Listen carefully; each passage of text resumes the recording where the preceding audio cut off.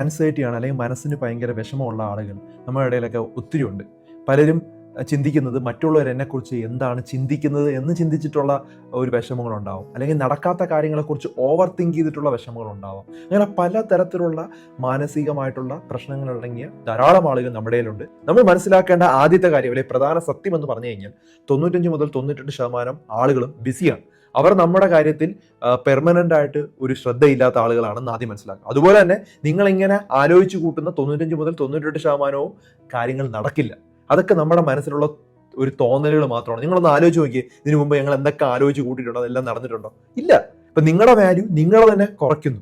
അതായത് മറ്റുള്ളവർ ജഡ്ജ് ചെയ്യുമെന്ന് വിചാരിച്ചിട്ടാണ് നിങ്ങൾ ചിന്തിക്കുന്നെങ്കിൽ നിങ്ങൾ തന്നെ നിങ്ങളെ തന്നെ ഇല്ലാതാക്കിക്കൊണ്ടിരിക്കുകയാണ്. രണ്ടാമത്തെ കാര്യം, ഓവർ തിങ്ക് ചെയ്യുന്നത് നമ്മൾ ബ്രേക്ക് ചെയ്യണം. നമ്മളിത് തുടങ്ങുകയാണ്, നമ്മുടെ മനസ്സിന്റെ അകത്ത് ഇങ്ങനെ വ്യാകുലത തുടങ്ങുന്ന സമയത്ത് തന്നെ നമ്മൾ മനസ്സിലാക്കണം, എന്തോ ഒരു വിഷമം എൻ്റെ മനസ്സിലോട്ട് വരുന്നുണ്ട്. ബ്രേക്ക് എടുക്കുക, അവിടുന്ന് മാറുക, ഒരു 10 സെക്കൻഡ് അല്ലെങ്കിൽ ഒരു മിനിറ്റ് വെയിറ്റ് ചെയ്യുക. എന്താണ് നമ്മുടെ മനസ്സിൽ ആ വിഷമം വന്നത്? ആ കാരണം പറ്റുമെങ്കിൽ ഒന്ന് മൊബൈലിൽ കുറിക്കുക. ചിലപ്പോൾ സ്റ്റുപ്പിഡ് ആയിട്ടുള്ള എന്തെങ്കിലും ഒരു തോട്ടായിരിക്കും, ഒരു കാരണമില്ലാത്തൊരു തോട്ടായിരിക്കും. അത് കറക്റ്റായിട്ട് റെക്കഗ്നൈസ് ചെയ്ത് കഴിഞ്ഞാൽ ചിലപ്പോൾ അത് നടന്നിട്ട് പോലുമില്ല, നടക്കാൻ സാധ്യത പോലും ഇല്ലാത്ത കാര്യമായിരിക്കും. മൂന്നാമത്തെ കാര്യം, നമുക്ക് കൺട്രോൾ ചെയ്യാൻ പറ്റുന്ന കാര്യവും കൺട്രോൾ ചെയ്യാൻ പറ്റാത്ത കാര്യങ്ങളും തമ്മിൽ നമ്മൾ കറക്റ്റായിട്ട് മനസ്സിലാക്കണം. ഒരു നോട്ട്ബുക്ക് എടുക്കുക, അല്ലെങ്കിൽ ഒരു പേപ്പർ എടുക്കുക, കൺട്രോൾ എന്നുള്ള ഒരു കോളം വരയ്ക്കുക, അടുത്തതിൽ അൺകൺട്രോൾ എന്നുള്ള ഒരു കോളം വരയ്ക്കുക. അതിനകത്ത് നിങ്ങൾക്ക് കൺട്രോൾ ചെയ്യാൻ പറ്റുന്ന നിങ്ങളുടെ മനസ്സിന്റെ പ്രശ്നങ്ങളെല്ലാം എഴുതുക. എനിക്ക് കൺട്രോൾ ചെയ്യാൻ പറ്റുന്ന കാര്യങ്ങൾ എന്താ? എൻ്റെ റിയാക്ഷൻസ്, അല്ലേ?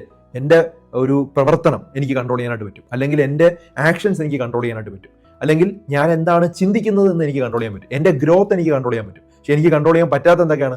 മറ്റുള്ളവർ എന്ത് ചിന്തിക്കുന്നു എനിക്ക് കൺട്രോൾ ചെയ്യാൻ പറ്റില്ല, ഗോസിപ്പുകൾ എനിക്ക് കൺട്രോൾ ചെയ്യാൻ പറ്റില്ല, റൂമർ, വെതർ, പൊളിറ്റിക്സ്, ആക്സിഡന്റ്, ഇതൊന്നും എനിക്ക് കൺട്രോൾ ചെയ്യാൻ പറ്റില്ല. അപ്പോൾ അതിനെക്കുറിച്ച് ഞാൻ ചിന്തിക്കില്ല.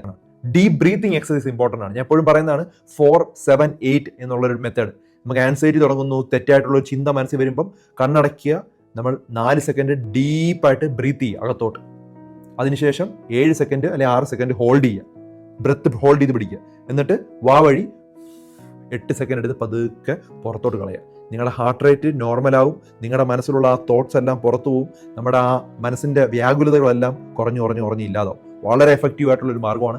പാരാസിമ്പത്തറ്റിക് സിസ്റ്റത്തിനാണ് നമ്മൾ ആക്ടിവേറ്റ് ചെയ്യുന്നത്. വളരെ നല്ല മാർഗ്ഗമാണ്. അടുത്ത പ്രധാനപ്പെട്ട ഒരു കാര്യം, നമ്മൾ എക്സസൈസ് ചെയ്യുക എന്നുള്ളതാണ്. എക്സസൈസ് മൈൻഡുമായിട്ട് എന്താണ് കണക്ഷൻ എന്ന് പല ആളുകളും ചോദിക്കും. ശരിക്കും നമ്മൾ എക്സസൈസ് ചെയ്യുന്ന സമയത്ത് നമ്മുടെ നല്ല ഹോർമോൺസുകൾ നമ്മുടെ ബോഡിയിലുണ്ടാവും. സെറട്ടോണിൻ, എൻഡോർഫിൻ പോലുള്ള ഹോർമോൺസ്.